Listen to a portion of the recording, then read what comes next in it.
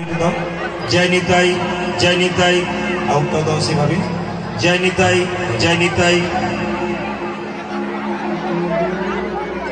जय निताई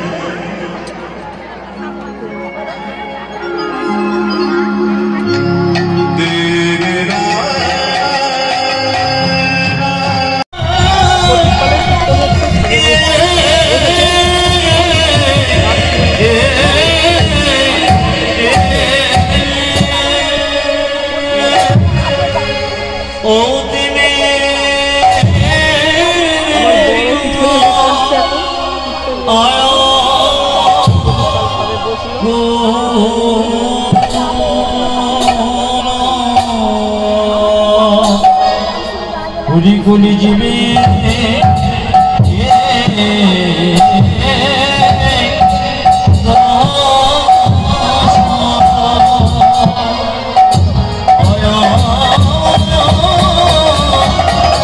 जीवे दशा बोले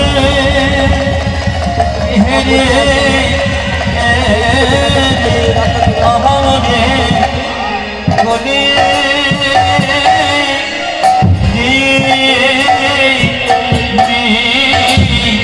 आकुलों में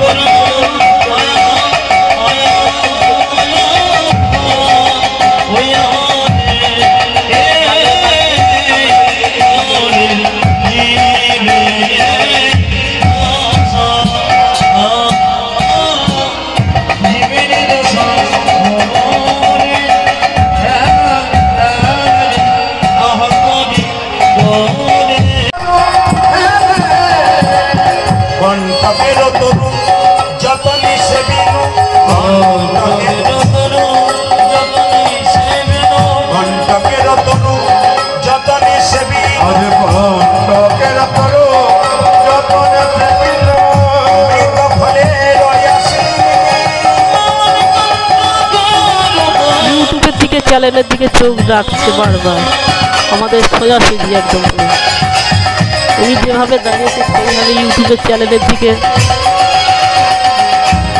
চোখ রেখে বারবার দেখছে আর ইউটিউব চ্যানেল আমাদের সোজাসুজি রয়েছে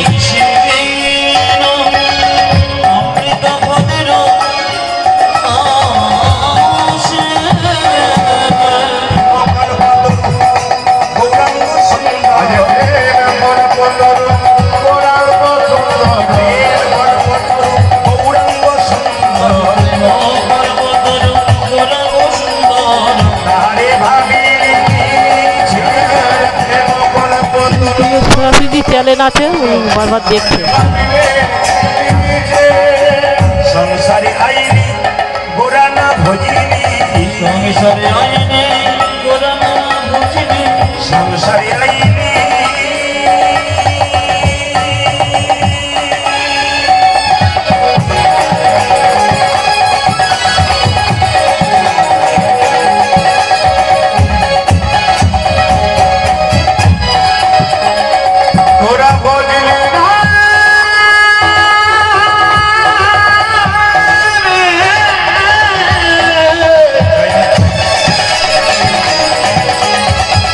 ওনার ইউটিউবের দিকে সোজাসুজি দাঁড়িয়ে আছে ওই দিকেই পুরো চোখ ওনাকে দেখা যাচ্ছে বারবার ওকে চারদিকে একটু দেখে ইউটিউবের দিকে সোজাসুজি দাঁড়িয়ে আছে বারবার ওনার দৃষ্টিটা ওই দিকে ইউটিউবের দিকেই আছে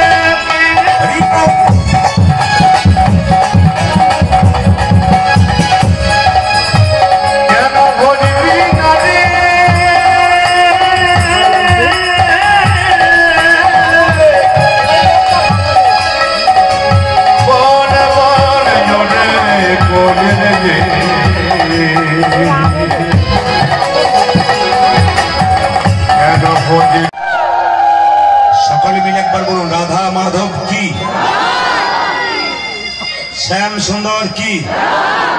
জয়টা লম্বা টানে হবে। রাধা রানী কি? আস্তে দুটো বলে নি, তারপর মাইকটা একটু সিটিটা বন্ধ করে বলবো। জয় নিতাই। কীর্তন চলাকালীন যখন ভজন হচ্ছিল, কোন ব্যক্তি বাধা দিতে এসেছিলেন? অনেক ছিল এখানে, অনেক দাদা ভজন আছেন, হাত তুলুন। হিম্মত থাকলে হাত তুলুন, হাত তুলুন, হাত তুলুন, সব ছিল। হাত তুলুন। আপনার ছেলে হয়েছে? ওনারাই হরিনাম করাচ্ছেন। আপনার ছেলে হয়েছে? কি শিক্ষা দেবেন আপনার ছেলেকে? আপনার ছেলে মেয়েকে কি শিক্ষা দেবেন? আপনার স্ত্রী বাড়িতে রান্না করবে, তখন হাঁড়ি করা বাদ দিয়ে বলে রান্নাটাকে করে নাও, তারপর তুমি যা করবে করবে। হাঁড়ি করাই চাই কিনা? আগে হরিধ্বনি দিতে হবে, আপাতন করতে হয়, তারপর কীর্তনে ভজন করতে হয়। মহাপ্রভু একটা ভজন হচ্ছে, আপনি বাধা দিতে আসছেন? কি কীর্তন শোনেন আপনারা?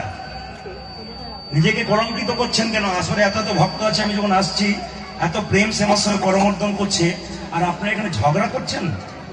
হিন্দু জাতির কলঙ্ক হচ্ছেন আপনারা। আপনার কথা শুনে ভালো লাগবে না, আমার কথা শুনে, কারণ আপনার বিরুদ্ধে বলবো তখন আপনার তো গায়ে লাগবে। এদিকে আসুন, কার ক্ষমতা আছে দেখি, এদিকে আসুন, দেখি কার হিম্মত আছে, এখানে আসুন, এখানে আসুন। কি বলছেন বলুন?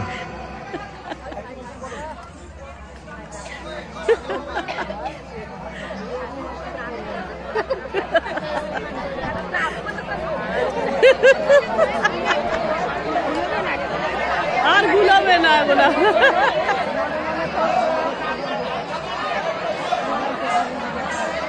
হিন্দু আপনার শুনুন, আপনি বোঝেন না কীর্তন, বোঝেন না?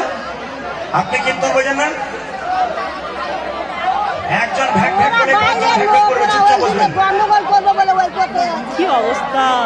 কত ভক্ত মার্জিত আছে এখানে? কত ভালো ভালো ভক্ত আছে?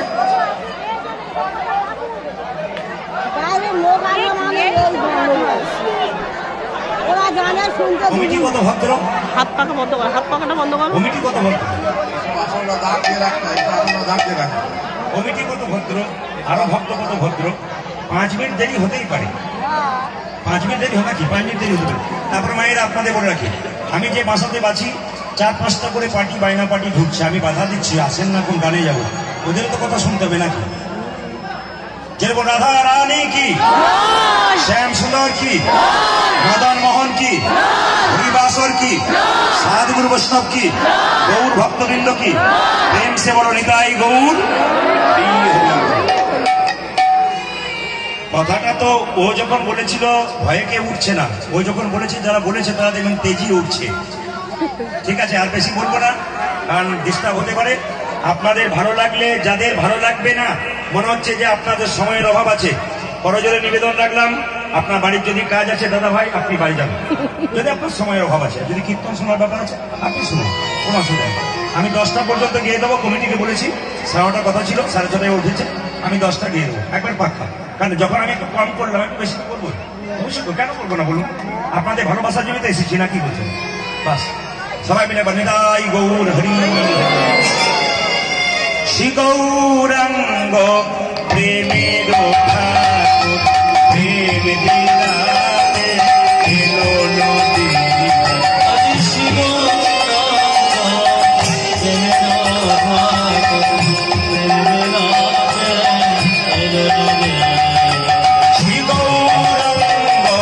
প্রেমের ঠাকুর, প্রেম বিলাতে এলো নদী।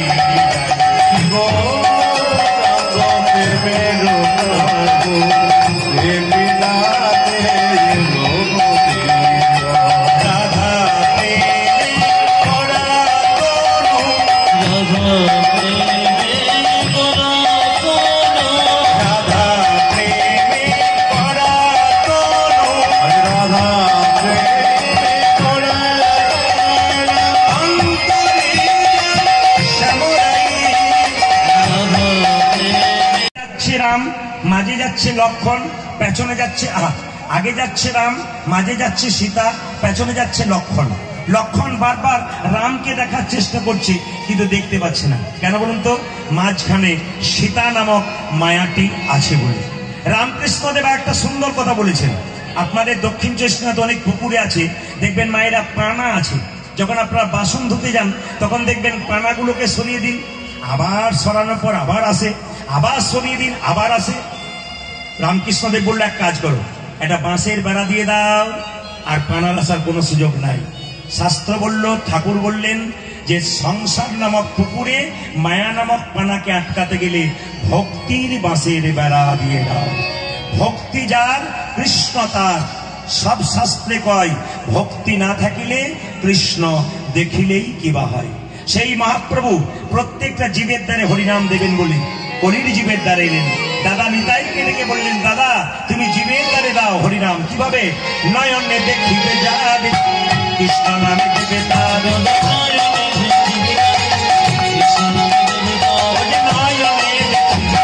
কৃষ্ণ নামে দেবে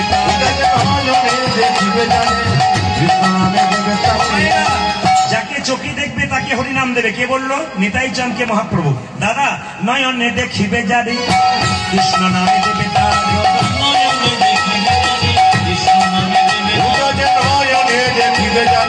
কৃষ্ণ নামে দেবে তাদের। জাতের বিচার করো না, জাতের বিচার করো না, জাতির বিচার করো না দাদা। জাতির বিচার করো না দাদা। বিচারে দেখবে নামে দেবে, জাতের বিচার করো না দাদা। এখানে যদি ফাংশন হতো, কমিটির ছেলেরা মাঝখানে বাঁশের বেড়া দিত, একদিকে নারী একদিকে পুরুষ। কিন্তু মহাপ্রভু প্রেমের ব্যাপার তো, এখানে নারী পুরুষ একসঙ্গে বসছেন, যে কোনো জাতির মানুষ একসঙ্গে বসছেন। কেন? এখানে কিন্তু কামের ব্যাপার নাই, প্রেমের ব্যাপার আছে। যেটা কে করলেন? স্বয়ং মহাপ্রভু করলেন। আপনাদের এক জায়গায় করে দিলেন, সেটা মহাপ্রভু করেছে। নিতাই চাঁদ বলল, যাকে চোখে দেখবো তাকে হরিনাম দেবো, কিন্তু যদি কেউ না নিতে চাই তবে কি করব? এই যে প্রথমে ধরিবে হাতে, যদি না চাই না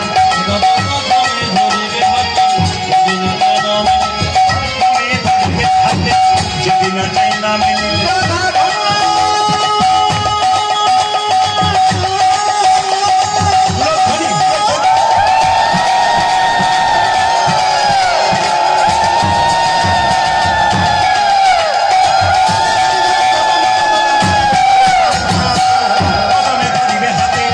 যদি না চাই না মেনে হাতে ধরে বলবে, হাতে ধরে বলবে, হাতে ধরে বলবে, করি বলবে করি, হাতে ধরে বলবে, গোলাপে করি বলবে করি, হাতে ধরে বলবে করি। বলবে হরি, হাতে ধরে বলবে হরি। হাতে ধরার পর যদি কেউ হরিনাম না করে, শেষ উপায় কি? পাছে তারও লোটাইবে পাই। ও দাদা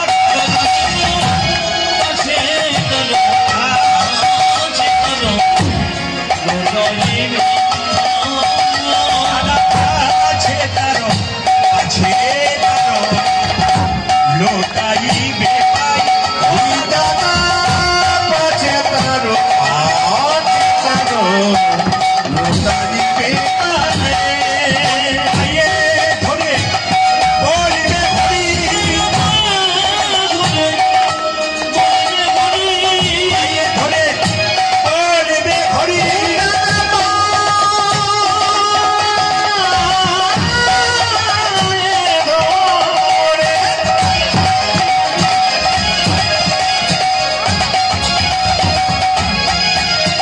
দাদা পায়ে ধরে বলবে হরি, বলবে হরি, বলবে হরি, পায়ে ধরে বলবে হরি। বলবে হরি,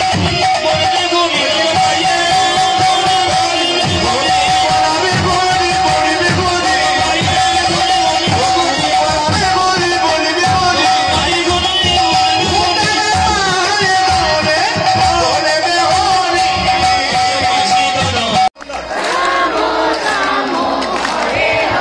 আরেকবার হরে কৃষ্ণ জোরে, হরে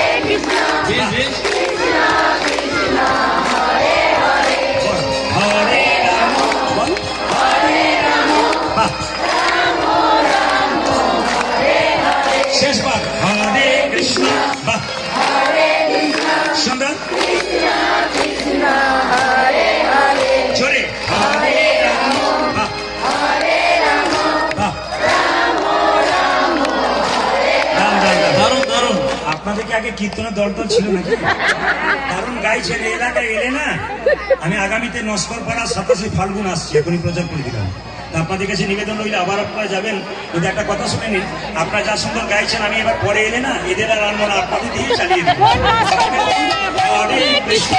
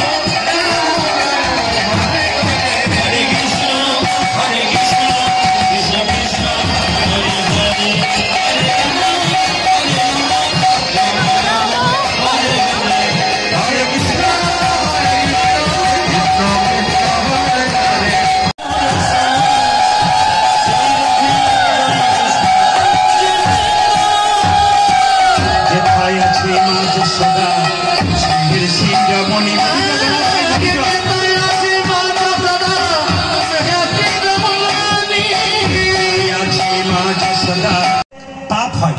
তবে সবাইকে বলে যাই, যারা যারা দীক্ষা নিয়েছেন তাদের কাছে আমার নিবেদন রইল, আমি হাত তুলতে বলবো না, যারা দীক্ষা নিয়েছেন তাদের কতগুলো নিয়ম আছে। দীক্ষিত ব্যক্তি সকালবেলায় ঘুম থেকে উঠে স্নান করে ভগবানের চরণে তুলসী পত্র বাতাসা দিয়ে তারপর নিজে খাবে, তবে দীক্ষা নেওয়া সার্থক হবে। ভগবানকে দিয়ে যে খায় তার দীক্ষা নেওয়া সার্থক হয়, আর ভগবানকে যে দেয় না তার দীক্ষা নেওয়া সার্থক নয়। দীক্ষা মানে কি?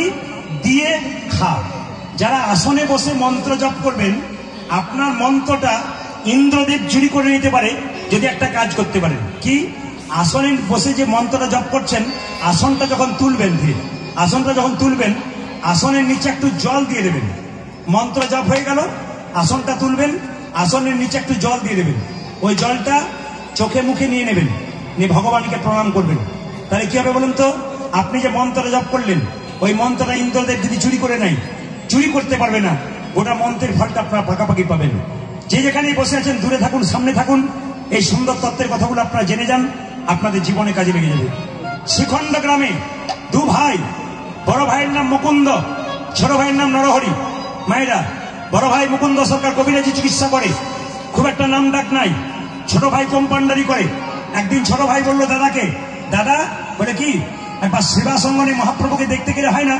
তখন দাদা বললো, হ্যাঁ রে ভাই, তখনকার দিনে তো আর গাড়ি ঘোড়া ছিল না, এখন যেমন আপনার টোটো। মা বলতে চাইছে, জীব হলো লালসার প্রতীক। একটা গাড়ি আবার একটা চাই, একটা বাড়ি আবার একটা চাই, একটা ছেলে একটা হলে ভালো হয়, একটা পুকুর হলে ভালো হয়। লালসা, যখন তোমার লালসা বেড়ে যাবে, যা পেয়েছো তোমার যদি সামর্থ্য মতো হয়ে যায়, আর বেশি চেও না। লালসা যত বাড়বে, সত্য সত্য প্রতীক দাঁত, ধর্ম দিয়ে চেপে ধরো। এবার ধর্ম করো, ওটাকে ধরে রাখো, যেন ভগবানের কৃপাতে ধরে রাখতে পারো। এইদিকে এবার বলবেন মায়েরা, মা কালীর চরণ তলে যে পড়ে আছে সে কে? জোরে বলবেন সে কে? জোরে বলবেন সে কে? মহাদেব। কিন্তু শাস্ত্র বলছে শিবের শরীর থেকে 8টা অংশ তৈরি হয়েছে। একটা অংশের নাম কাল ভৈরব, মানে শিবের একটা অংশ কাল ভৈরব। তার বুকে পা দিয়েছে কে? মা কালী। তার মানে বলুন তো মায়েরা, শিবের সঙ্গে কালীর কি সম্পর্ক? শ্বশুর না ভাসুর? ভাসুর। কোনটা বলুন, শ্বশুর না ভাসুর? জোরে বলুন। আজ মনে বলছে শ্বশুর, নাকি বলছে ভাসুর? কে বলুন? বাবা, দু একদিন বলছে স্বামী। স্বামী। আচ্ছা বলুন তো মায়েরা, তাহলে মা কালী স্বামীর বুকে পা দিয়েছে। মেদিনীপুর এক জায়গায় গান করতে গেছি, গান শেষ হয়ে গেছে, একটি মেয়ে আমাকে এসে বলছে, দাদা বলে কি স্বামীর বুকে পা দেওয়া যায়? বলে আপনার তো ইচ্ছা কেন? আমার মাঝে মাঝে ইচ্ছা হয়। বলে কেন ইচ্ছা হয়? বলে মদ খেয়ে মাতলামি করে আমাকে মারধর করে চিত হয়ে শুয়ে থাকে, আমার মনে হয় মাঝে মাঝে দিতে পারি না। বলে কেন দিতে পারো না? বলে যদি কিছু হয়ে যায়, বলে তুমি কাল থেকে দেবে, মা কালী দিয়েছে তোমারও দেওয়া যাবে, কিন্তু মা একটা কাজ করো। বলে কি? হার্টের ডাক্তারকে ভালো করে চেক করলে পজিশন কেমন আছে তারপর দেবে। ও মায়েরা, তত্ত্বটুকু বুঝিয়ে দিলাম। যে যেখানে আছেন, মুকুন্দ সরকার বাড়ি তৈরি করলো, আপনারা করবেন। ঘনার বচন নাম শুনেছেন? মা খনা বলেছেন পিঁড়ি উঁচু মেঝে খাল তার দুঃখ চিরকাল। তাকাবেন, পিঁড়ি উঁচু মেঝে খাল তার দুঃখ চিরকাল। জল জমবে পোকা জমবে মেঝে নিচু করতে নাই। কে বলল? খনামা। তিনি বললেন দক্ষিণ দুয়ারি ঘরের রাজা, পূব দুয়ারি তার প্রজা, উত্তর দুয়ারির খাজনা নাই, পশ্চিম দুয়ারির মুখে ছাই। কথাগুলোর এত দাম আছে না, হীরার মতো দাম আছে। পড়তে হবে, জানতে হবে। তাকাবেন, যদি কেউ বাড়ি তৈরি করতে চাও, যদি পারো, সম্ভব হয়, তবে পূর্ব দিকে দরজা করো, দক্ষিণ দিকে দরজা করো। দক্ষিণ দুয়ারি ঘরের রাজা, আমি বলি নাই, খনা বলছে। পূব দুয়ারি তার প্রজা, যদি দক্ষিণ দিকে না হয় পূব দিকে করো, যদি না পারো তাহলে এক কাজ করো, উত্তর দিকে করলে অভাব লেগে থাকবে। আর আর পশ্চিম দুয়ারির মুখে ছাই, খালি ঝঞ্ঝা লেগে থাকবে। তাকাবেন আমার দিকে। বাড়িতে মন্দির কোথায় করবেন? ঈশান কোণে। পারলে বাড়ির ঈশান কোণে মন্দির তৈরি করতে হয়। প্রশ্ন করবেন ঈশান কোণ কাকে বলে? তাকাবেন মায়েরা, বাড়ির পূর্ব কোণ আর উত্তর কোণের মাঝে, পূর্ব আর উত্তরের কোণে, পূর্ব আর উত্তরের মাঝে যে কোণ পড়ছে সেটা ঈশান কোণ। ওখানে ভগবানের মন্দির করলে সবচাইতে শ্রেষ্ঠ। কিন্তু সাবধান, আমার 7-8 জন জ্যোতিষ বন্ধু আছে, তাদের সঙ্গে প্রাইমার আলোচনা হয়। তারা বলল, প্রদীপ তুই সব শাস্ত্র নিয়ে বলিস, জ্যোতিষ শাস্ত্র নিয়ে কিছু বলবি, মানুষের চৈতন্য ফিরবে। বললাম বল। বলছে শোন, ভালো করে শিক্ষা দিয়ে দিবে মানুষকে। বলে কি? যদি ঈশান কোণে কারো ভুলক্রমে বাথরুম পায়খানা হয়, তবে তার বাড়িতে 2-4 বছরের মধ্যে একজন সুসাইডের পথে যায়। দেখে নেবেন আপনারা, যাদের ঈশান কোণে বাথরুম আছে, ভালো কাজ হতে হয় না, হওয়া কাজ হয় না। ঈশান কোণে বাথরুম নয়, যেখানে ঠাকুর থাকার কথা সেখানে বাথরুম করেছেন, কোনো মতেই করবেন না। অনেকে প্রশ্ন করবেন, প্রদীপ বাবু ঈশান কোণে বাথরুম হয়ে গেল, তাহলে আমি কি করবো এখন? এখন তো পাল্টানো যাবে না, আমার জায়গা নেই। শাস্ত্র বিধান দিচ্ছে, জ্যোতিষ শাস্ত্র কি বলছে? একটা পাথর বাটিতে 100 গ্রাম লবণ কিনে ঈশান কোণে বাথরুমে ঘরে রেখে দাও, তোমার মৃত্যুর হাত থেকে তুমি রক্ষা পাবে। তবে ভালো করে শোনো, কেউ যদি ঘুমায়, কেউ যদি মারা যায়, তার মাথাটা কোন দিকে রাখা হয়? জোরে বলুন, জোরে বলুন। উত্তর দিকে। কিন্তু বাড়িতে শোবার সময় সবচাইতে বেস্ট কোন দিকে মাথা করে রাখা? জ্যোতিষশাস্ত্র, হ্যাঁ ভালো, জ্যোতিষশাস্ত্র বলল যদি ভালো হয় দক্ষিণ দিকে, যদি না পারেন তাহলে পূর্ব দিকে। পশ্চিম দিকে হলে জ্যোতিষশাস্ত্র বলছে মাথার মধ্যে হাজার চিন্তা আসে। উত্তর দিকে বৈদিক শাস্ত্র, যারা বৈদিক শাস্ত্র পড়েছেন তারা দেখবেন পরিষ্কার করে লেখা আছে যে উত্তর দিকে কেউ যদি মাথা রাখে তবে তার শরীরে হাজার রোগ ধীরে ধীরে ধীরে ধীরে তাকে আক্রমণ করতে থাকে। ওই জন্য বারবার কীর্তন শুনতে এসছেন, আপনাদের কাছে নিবেদন রইল, কীর্তনে 1000টা কথা বলে যাব, তার মধ্যে আপনারা কিছু কিছু কথা মাথায় রাখবেন, জীবনে বলতে পারবেন। বাচ্চাগুলো পর্যন্ত মাদেরকে শিক্ষা দিয়ে দেয়, আমি অনেক প্রমাণ পেয়ে গেছি। সবাই তাকাবেন মায়েরা, দক্ষিণ দিকে মাথা করে শোবেন কেন? আমাদের যারা আত্মীয় স্বজন, বাবা মা কাকা কাকি মাসি মেসো মারা গেল, সবাই কিন্তু দক্ষিণ দিকে আছে। তাই দক্ষিণ দিকে পা করে শুলে ওদেরকে অপমান করা হয়, দক্ষিণ দিকে মাথা করে শুলে ওদের কাছ থেকে আশীর্বাদ পাওয়া যায়। দক্ষিণ দুয়ারটা জম দুয়ার। বাড়িতে কেউ যদি মারা যায় তার ছবিটা কোন দিকে রাখবেন? উত্তর দিকের দেওয়ালে, দক্ষিণ দিকে মুখ করে। সবচাইতে বেস্ট একবারে বাড়ির জন্য শান্তি, যাকে রেখেছেন তারও শান্তি। কোথায়? উত্তর দিকের দেওয়ালে দক্ষিণ দিকে মুখ করে ছবিটা রাখবেন। এইবার প্রশ্ন করবেন, আপনি তো বহু কথা বললেন যে মন্দির তৈরি করতে ঈশান করে। আচ্ছা দাদা ভাই, আমার তো একটা রুম, ওইখানেই শুই, ওখানেই খাই, আমি ওখানেই সমস্ত কাজ করি, তাহলে আমার ঠাকুর ঘর কোথায় হবে? নিশ্চয় হবে। আপনি ওই বাড়িতেই করবেন যদি ঈশান কোণে জায়গা না থাকে। একটা সিংহাসনে রাখবেন, কিন্তু সাবধান রাখবেন, সারাদিন সিংহাসনে ঠাকুর খোলা অবস্থায় থাকবে। এক সময় কিন্তু ঠাকুরকে পর্দা দিয়ে ঢাকা দেবেন। কোন সময়? রাত্রিবেলায় যখন আপনারা শয়নে যাবেন তখন কি করবেন? তখন ঠাকুরকে কিন্তু আপনারা কি করবেন মায়েরা? তখন একটা পর্দা দিয়ে দেবেন, ভগবান যেন পর্দার আড়ালে থাকে। কিছু কিছু দামি কথা। মুকুন্দ সরকার বাড়ি করলো, নবাব হোসেন শাহ মালদা থেকে পেটের যন্ত্রণা, ওখানে লোকেরা বললো শ্রীখণ্ডে যাও, গোপীনাথের মন্দির, মুকুন্দ সরকার চিকিৎসা করে, গরিবের বড় লোকের নয়। নবাব বলো, আমি সারা বাংলার নবাব, আমি গরিব হয়ে যাবো কি করে? বলছে তুমি যদি ফকির সেজে যেতে পারো তোমার চিকিৎসা হতে পারে। এত বড় বাংলার নবাব। মায়েরা, তিলকের কথা বললাম, তিলকের ডান দিকটার দাগটার নাম কি? বাঁ দিকের দাগটার নাম কি?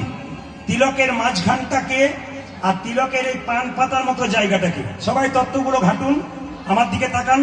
যারা তিলক করেন না, আগামীতে তিলক করবেন কিনা আপনাদের বিচার, আমি শুধু শিখিয়ে দিয়ে যাব। তাকাবেন, তিলকের দুটো দাঁড়ি আছে, হ্যাঁ কি না জোরে বলুন। একটা তুলসী পাতার মতো নিচে আছে, জোরে বলুন হ্যাঁ কি না। তিলকের দুটো দাগ, একটা দাগ কি? ডান দিকেরটা ব্রহ্মা, বাঁ দিকেরটা মহেশ্বর, মাঝখানে ফাঁকা জায়গাটা বিষ্ণু। এইখানে কি? এইখানে ফোঁটাটা কি? কখনো কখনো এটাকে গোবিন্দের চরণ ধরা হয়, এটাকে তুলসী পত্র ধরা হয়। কতটা নেবেন মায়েরা? একটা নাককে 4 ভাগ করলে 3 ভাগ পর্যন্ত এই তুলসী পাতা ফোঁটাটা নিতে হয়। তিলক কেন নেবেন? এই দিকে তাকাবেন। হিন্দু জাতির মেয়েরা সদবাকারা, সিঁথিতে সিঁদুর, হাতের শাখা, বালা, বালা, লোহার বালা থাকে না মায়েরা, অনেক কিছু থাকে আপনাদের, তো কিছু মনে করবেন না, আপনাদের থাকে। কিন্তু এতে প্রমাণ কি হয়? যে আপনি একজন সদবা নারী। ঠিক সেরকম তিলক থাকবে, মালা থাকবে, হ্যাঁ, তখন আপনি বোঝা যাবে আপনি একজন কৃষ্ণ ভক্ত মানুষ। যেমন বিএসএফ জওয়ানের একটা ইউনিফর্ম দরকার, একটা বাচ্চা ছেলে স্কুলে যাচ্ছে, ইউনিফর্ম দরকার। একটা ভক্তের ইউনিফর্ম কি বলুন তো?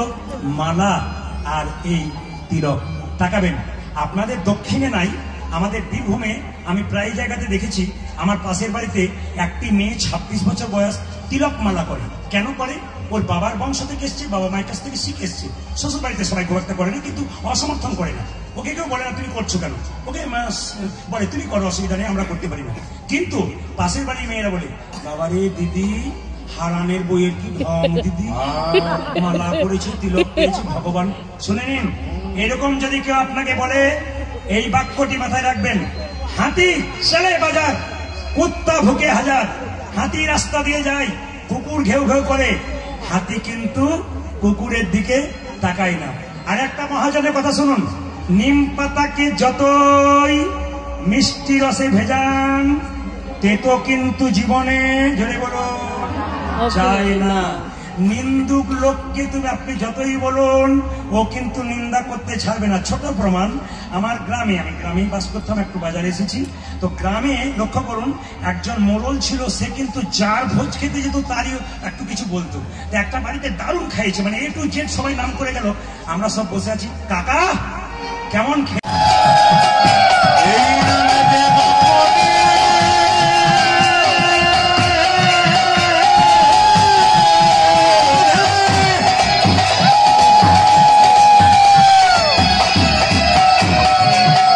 বলো বলো যে মধুর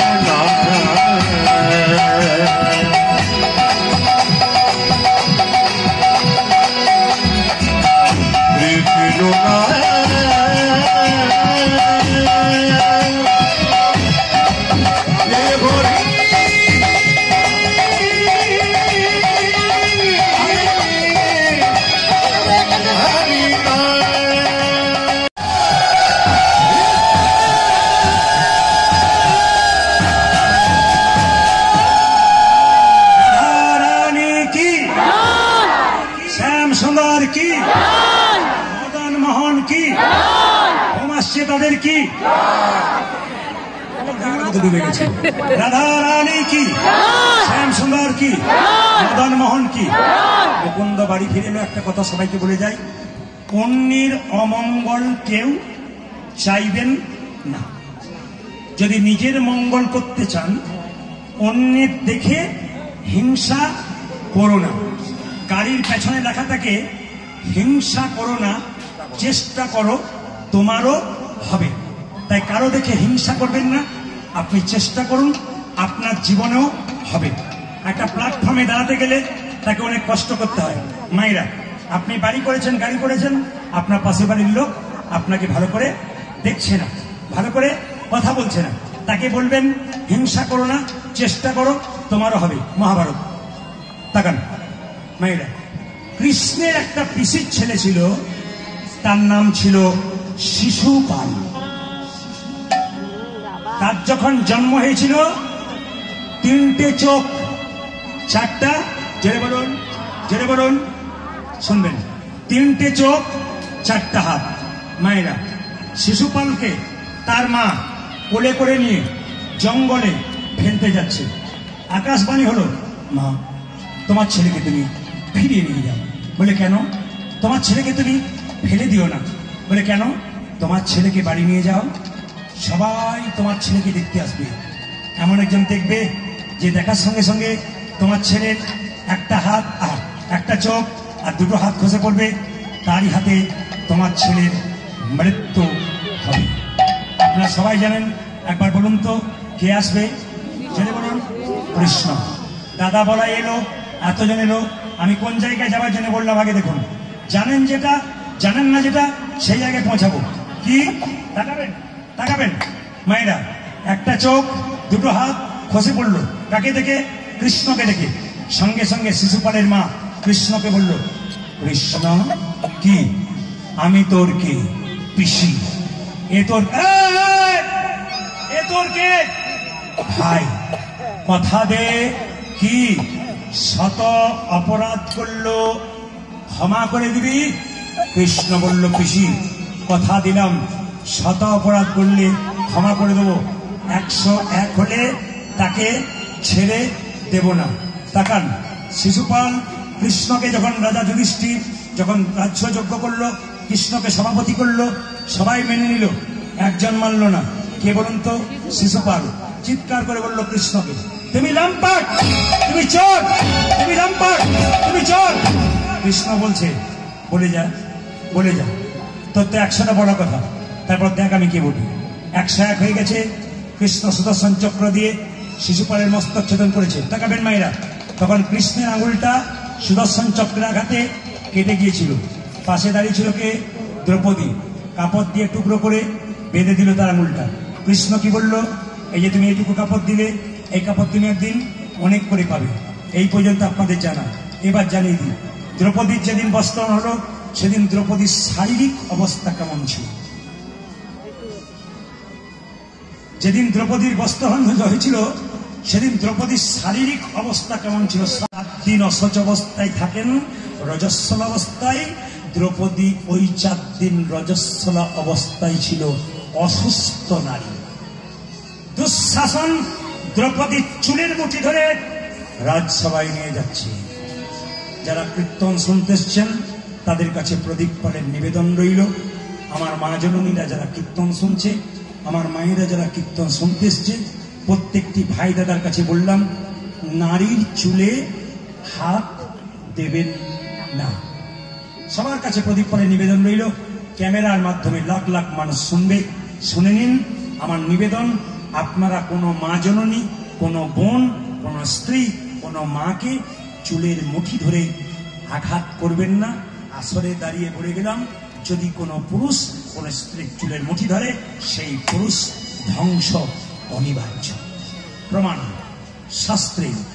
কে দ্রৌপদীর চুলের মুঠি ধরেছিল? দুঃশাসন ধ্বংস হয়ে গেল। দৈবকীর চুলের মুঠি ধরেছিল কংস, শেষ হয়ে গেল। সীতার চুলের মুঠি ধরেছিল রাবণ, শেষ হয়ে গেল। শাস্ত্র প্রমাণ দিচ্ছে। বারবার বলে দেবো আপনাদেরকে, স্ত্রীর চুলের মুঠি ধরে কোনো মতে আঘাত করবেন না। সংসারে থাকবেন, বিবাদ হতে পারে। স্বামী স্ত্রীর সম্পর্ক কেমন? চোখ এবং হাতের মতো। খুব সুন্দর সুন্দর ব্যাখ্যা আছে, স্থির করে শুনলে আপনার মন দিয়ে শুনবেন। আমরা ত্রিপুরা যাই, মালদা যাই, মুর্শিদাবাদ যাই, এক একটা কথার উপরে 4টা-5টা করে হাততালি পড়ে যায়। কেন কেন কেন করে? মন দিয়ে আগ্রহ করে ওদের কীর্তন শোনার সঙ্গে চমকে যাবেন। জলের বোতল আনবে, একটা করে আসন আনবে, মেয়েরা একবারে বাড়ির বাস থেকে নামবে, কীর্তন শুনবে, যারটাকে স্পেশাল মনে করবে সেই কীর্তনটা শুনে আসন পেতে ভক্তি করে কীর্তন শুনে একবারে ঘর যাবে। কেন? কিছু নিয়ে যাবে। আপনাদের দক্ষিণে সবচাইতে বেশি আসর হয়, আমি জানি। দক্ষিণের মায়েরা খুব সুন্দর তত্ত্বকথা শুনতে চাই, আমার ভাইয়েরাও শুনতে চাই। দক্ষিণের মাটিকে ভালোবেসে চাই থেকে আমি বহুদিন আগে, কিন্তু তখন আমার ইউটিউবে খুব একটা নাম ছিল না। আমি বোঝবেরিয়াতে, এখানে বোবাই আছে, বোঝবেরিয়াতে আমি 7 বছর ধরে এসেছিলাম। তখন ইউটিউবে আমাকে কেউ জানতো না, কিন্তু আস্তে আস্তে জানতে জানতে আমি অনেক বিদেশে যাচ্ছি, রাজ্যে রাজ্যে যাচ্ছি। এই জন্য সবসময় সব জায়গাতে আমাকে সম্মান দেওয়া হয় না। আপনারা শুনলে চমকে যাবেন। আমি আসামের কাটলিছড়া বলে একটা জায়গায় গিয়েছিলাম, তো ভক্তরা বলেন যে আপনার ভেতরে 20,000 লোক ঢুকে আছে, আর বাইরেটা দেখলে চমকে যাবেন। বাস জমা হয়ে যাচ্ছে, প্রচুর লোক, 9 এন্ট্রি করেছে পুলিশ, একটা লোক ঢুকতে পারছে না। কেন? আপনাকে কেউ দেখতেই পেল না যে ইনি কেমন। সবাই তো ইউটিউবে দেখছি, তো ভক্ত বেড়েছে। আপনাদের কাছে একটা নিবেদন রাখি, দাদা ভাইদের কাছে, নারীর চুলের মুঠি ধরে কেউ আঘাত করবেন না। আমি আরেকবার বলে দিই, সে পুরুষ ধ্বংস হয়ে যায়।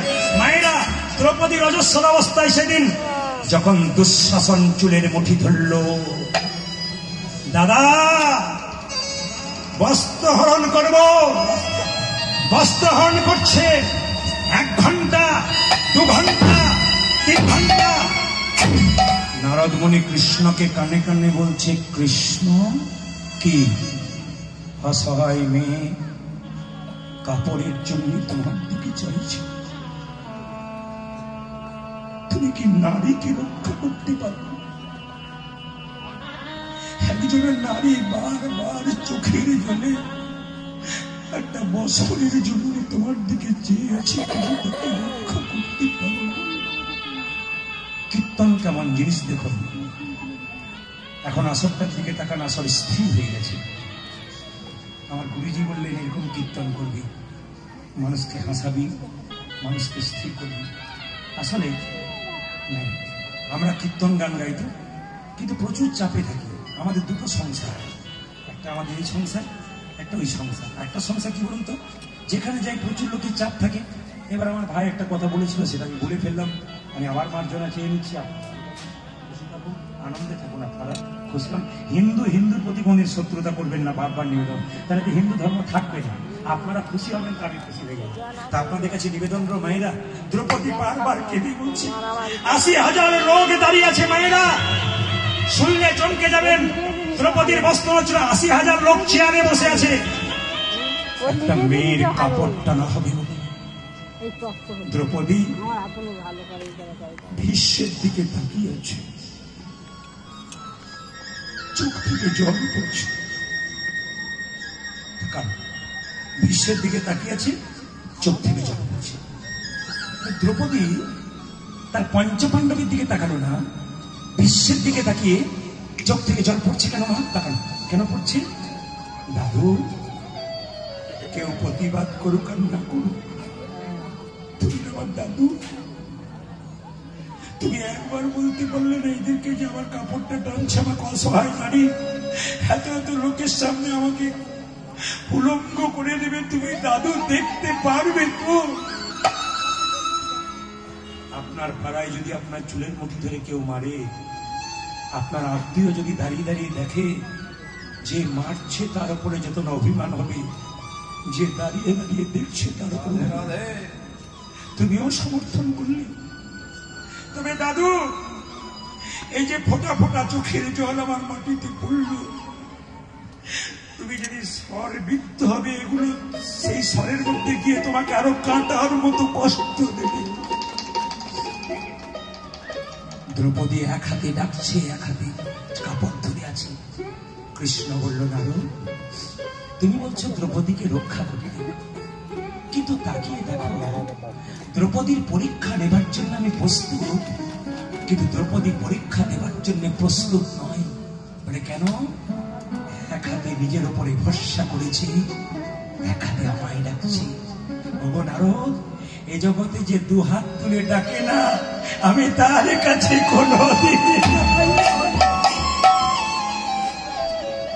যে 2 হাত তুলে আমাকে ডাকে না, আমি তার কাছে যাই না। দ্রৌপদী যাই না বলেছে, যা কিছু আমার সকলই তোমার, সকলই তোমার, আমার কেবল তুমি, আমার কেবল তুমি, জীবনে মরণে জনমে জনমে প্রাণনাথ হইও তুমি, প্রাণনাথ হইও তুমি। নরসিংহদেব জয়, নরসিংহদেব জয়, নরসিংহদেব। একটা কথা, দ্বিতীয় কথা, অনেকে দেখবেন রাত্রিবেলায় ভয়ঙ্কর স্বপ্ন দেখে, চমকে চমকে ওঠে, আপনি সমাধান করতে পারেন না। শাস্ত্রে লিখিত আছে, রাত্রিবেলায় আপনার বাচ্চা যদি চমকে চমকে ওঠে, আপনি চমকে চমকে ওঠেন, তাহলে একটা কাজ করবেন, সবার সময় চোখে জল নেবেন, পায়ে হাতে জল নেবেন, শোবেন, নরসিংহদেবের নাম 1 মাস পর পর করুন। আরে জয় নরসিংহদেব জয়, নরসিংহদেব জয়, নরসিংহদেব। 1 মাস পরে আপনি আর দুঃস্বপ্ন দেখবেন না। যে কথাটা কমিটিকে দিয়েছিলাম সেটা ভুলে গিয়েছিলাম। 3টি তত্ত্বের কথা বলে যাই। আগামী 4ই বৈশাখ, জোরে বলুন, রাম নবমী, বলিয়ে শ্রী রামচন্দ্র ভগবান কি। হিন্দু যারা হবেন বলবেন বলিয়ে শ্রী রামচন্দ্র ভগবান কি, বলিয়ে শ্রী রামচন্দ্র ভগবান কি। যেদিন রামনবমী সেদিন আপনাদের কাজ কি? সকালবেলায় প্রত্যেকটি দাদা ভাই প্রত্যেকটি মাকে বলে যাব, রামের জন্ম মঙ্গলবার, সীতার জন্ম মঙ্গলবার, হনুমানের জন্ম মঙ্গলবার, আবার রাম সীতার বিয়ে হয়েছিল তাও মঙ্গলবার। আশ্চর্যের ব্যাপার, রামের জন্ম শুনবেন কি বার? মঙ্গলবার। সীতার জন্ম মঙ্গলবার, আবার দেখবেন হনুমানের জন্ম মঙ্গলবার, রাম সীতার বিয়ে তাও মঙ্গলবার। মঙ্গলবারটা খুব দামি বার। কেন? তাকাবেন আমার দিকে। আগামী 4ই বৈশাখ রামনবমী। আপনারা প্রত্যেকে পারলে সূর্য ওঠার আগে স্নান করবেন, যদি না পারেন স্নান করবেন সকাল সকাল গঙ্গা জলে। গঙ্গা জল না পান, গঙ্গা জল থাকলে মাথায় ঠেকাবেন, যদি তাও না পান স্নান করার সময় গঙ্গা গঙ্গা বলে 3 বার ঠেকাবেন। আপনি রামের ছবি থাক, রামের মূর্তি থাক বাড়িতে, তাকে আপনি স্নান করাবেন। কি দিয়ে করাবেন? কি দিয়ে করাবেন? আপনি পঞ্চামৃত কিংবা পঞ্চগব্য। পঞ্চামৃত কাকে বলে মায়েরা? দুধ, ঘি, দই, চিনি জল, মধু। পঞ্চগব্য কাকে বলে? দুধ, ঘি, দই, গোমূত্র, গোরচনা, মানে কি? গরুর একটু গোবর, একে বলে পঞ্চগব্য। রামকে স্নান করাবেন এই দিয়ে। স্নান করার পর রামের চরণে কি দেবেন? একটি পদ্ম ফুল। রামের প্রিয় ফুল কি? পদ্ম ফুল। তার চরণে কি দেবেন? তুলসী পাতা। যদি আপনি ভাগবত ঘাটেন, 9ম অধ্যায়ে রামচন্দ্রের সম্পর্কে বিস্তৃত ব্যাখ্যা আছে, আপনারা পড়ে নেবেন। আমি যা বললাম তার চাইতে বিস্তৃত পেয়ে যাবেন। তাকাবেন আমার দিকে। সেদিন আপনাকে পরমান্ন তৈরি করবেন। বেশিক্ষণ উপবাস থাকার দরকার নাই। দুপুর 12টা পর্যন্ত নির্জলা থাকলে মায়েদের মঙ্গল, নির্জলা না থাকলে একটু চা জল খাবেন। যদি কেউ না পারেন খালি পেটে থাকতে ওষুধ খান, আপনি ফলমূল খাবেন, কিন্তু 12টা পর্যন্ত করুন, তারপর যা খাবেন খান। সবার কাছে নিবেদন রইল, আগামী 29শে চৈত্র আর 30শে চৈত্র এই দুটো দিন আমাদের হিন্দু সমাজে একটা বিখ্যাত দিন। আপনাদের এখানে বলে দিই, নীল পুজো হয়। জোরে বলুন, নীল ষষ্ঠী। বাহ, খুব ভালো। নীল ষষ্ঠী। আপনাদের চড়ক পুজো হয়? বেশ, চড়ক পুজো হয়। সব জায়গায় চড়ক পুজো হয় না, আবার সব জায়গায় নীল পুজো হয়। যেমন আমাদের ওইখানটাতে নীল পুজো হয় না, কিন্তু চড়ক পুজো হয়। আপনাদেরকে বুঝিয়ে দিয়ে যাই, আপনারা শুনবেন। যে যেখানে বসে আছেন, প্রথমে নীল ষষ্ঠী বলি মায়েরা। 29শে তাকান, সং শিব এবং দুর্গার বিবাহ। নীলকণ্ঠ শিবের আরেক নাম, ওই জন্য নীল পুজো বলা হয়। আরেকটা তত্ত্ব জেনে নিন, যখন পার্বতী তার বাবা দক্ষ রাজা শিবকে অপমান করেছিল বলে পার্বতী দেহত্যাগ করেছিল, তখন মায়েরা দেহত্যাগের পরে পার্বতীর আবার জন্ম হলো নীলধ্বজ রাজার বাড়িতে নিবিল্ল বনে। তার নাম হলো নীলাবতী। এই নীলাবতীর নাম অনুসারে নীল পুজো। মায়েরা 29শে চৈত্র সবাই কি করবেন? আপনাদের ছেলের আয়ু বাড়ানোর জন্য, আপনাদের ছেলের মঙ্গলের জন্য এই নীল ষষ্ঠী পুজো কিন্তু প্রত্যেক মা করে। যারা এখানে সত্যিকারের মা হয়েছেন, আগামী 29শে চৈত্র আপনারা এই পুজোটা করুন। কি করবেন? নীল পুজো। একজন ব্রাহ্মণ কাশিতে গঙ্গার ঘাটে স্নান করে খুব কাঁদছে। মা ষষ্ঠী বুড়িমা রূপ ধারণ করে বলল, হ্যাঁ গো মেয়ে, কাঁদছো কেন? বলে, কাঁদছি কেন জানো মা, আমার 3-4টা ছেলে বছরে বছরে হলো একটা একটা করে, সবগুলোই মরে গেল গো, ওই জন্য আমি কাঁদছি। আমার ছেলে আয়ু পাচ্ছে না, খালি মরে যাচ্ছে, মা বলা ডাক শুনতে পাচ্ছি না। শোনো মা, আমি বুড়িমা, আমার অভিজ্ঞতা আছে। বললো না আমি ষষ্ঠী, বলছে আমি দীর্ঘদিন ধরে অভিজ্ঞতার কথা বলি।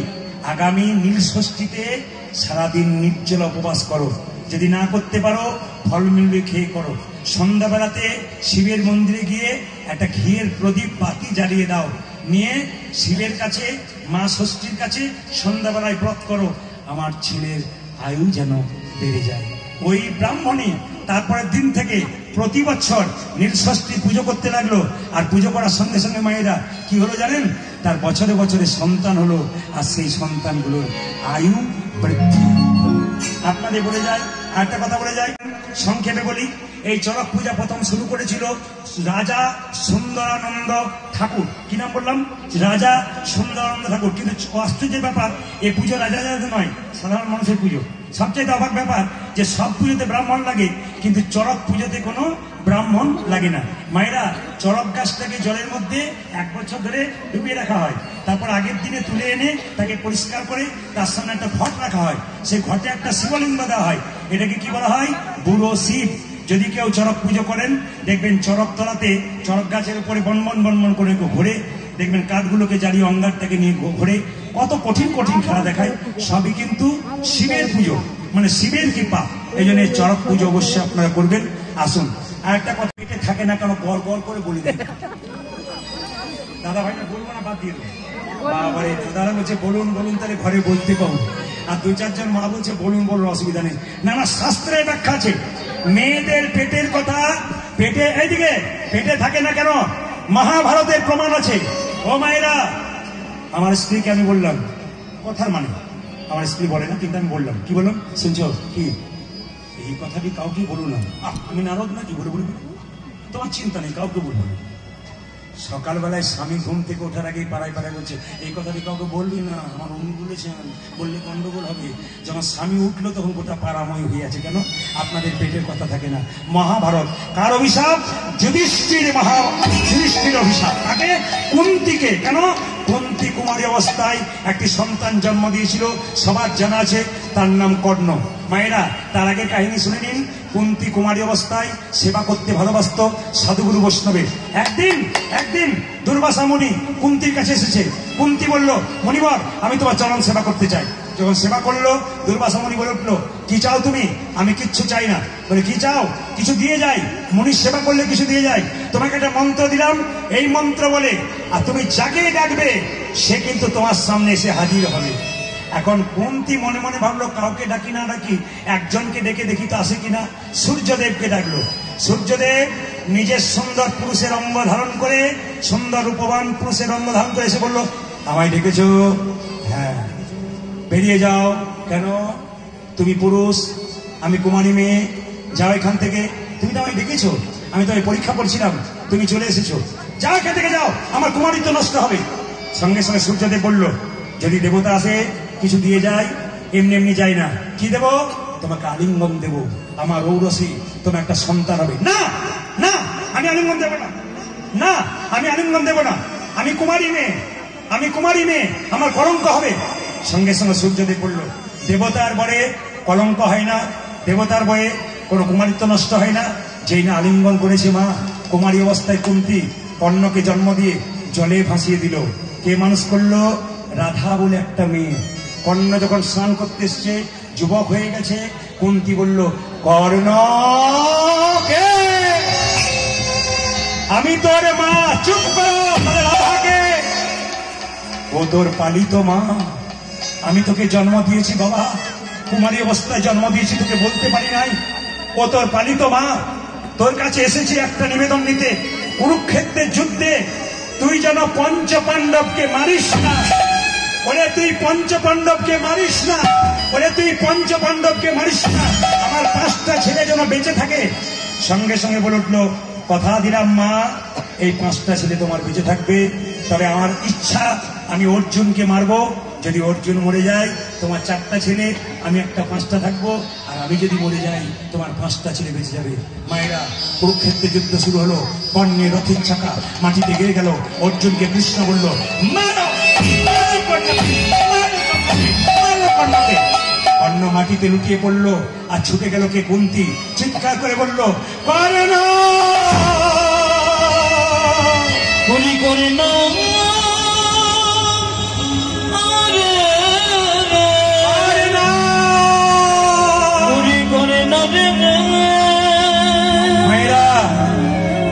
কর্ণকে জড়িয়ে ধরে যখন কুন্তি কাঁদছে, যুধিষ্ঠির মহারাজ চিৎকার করে বলে, মা, এ তুমি কি করছো? ও তো আমার শত্রু, শত্রুকে ধরে কাঁদছো কেন? ও তো আমার বিপক্ষে যুদ্ধ করেছে। কুন্তি চিৎকার করে বলো, ও তোর বড় দাদা কর্ণ। চুপ করো, তুমি চুপ করো, মিথ্যা কথা বলছো। না, আমি মিথ্যা কথা বলি নাই বাবা, ও তো আমার বড় ছেলে কর্ণ। মা, তুমি যদি আগে বলতে, ভাই ভাইকে মারতো না, আমি মেরে ফেললাম আমার দাদাকে। আগে বললে না কেন মা? কুরুক্ষেত্রের যুদ্ধ বাঁধতো না কেন? তুমি আগে বললে না। তবে তুমি যেহেতু এত বড় কথা পেটের মধ্যে রেখে দিয়েছিলে, আমি তোমাকে অভিশাপ দিলাম, তোমার জন্য প্রত্যেকটি নারীকে পৃথিবীতে, আজ থেকে পৃথিবীতে মায়েদের পেটের কথা। আসুন, সবার কাছে নিবেদন রইল, সবার কাছে নিবেদন রইল। আমাদের 10টা সময় ছিল, তাকান 10টা 10 বেজে গেছে। আপনাদের ভালোবাসার জন্য আমি এখানে রইলাম। সবাই মিলে হাত তুলে একসঙ্গে গানটা গাইতে গাইতে একসঙ্গে।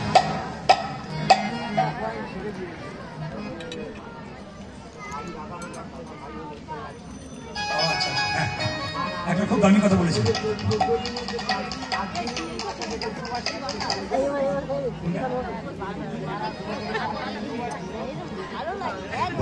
আমি আপনাকে ছোট করে বলে দিই। উনি বলেন ভাই দাদা হলো কেন? রামচন্দ্র যখন দেখলো যে লক্ষণ তোমার ত্যাগ স্বীকার করেছে, রামচন্দ্র মাথা নিচু করে আছে, তখন বশিষ্ঠ মুনি বলছে কি ব্যাপার রামচন্দ্র মাথা নিচু করে আছে কেন? বলছে এই জন্য মাথা নিচু করে আছি যে লক্ষণ যদি ছোট না হতো তাকে একটু প্রণাম করতাম। তবে লক্ষণ এই জীবিত তোকে প্রণাম করা হলো না, আগামী পরে আমি হবো কৃষ্ণ তোর ছোট ভাই, তুমি আমি দাদা বলরাম, সেদিন তোকে প্রণাম করবো। আর কলিতে কি হবো না, আমি হবো ভাই বউ আর তুই হবি নিতাই, আমি তোকে প্রণাম করবো। উনি খুব দামি কথা বলেছেন যে এই পয়েন্টটা কিন্তু ছাড়া আছে। মানে অনেক কথা, হাজার কথা বলতে গিয়ে বেশ বাকি কথা আমরা বলবো।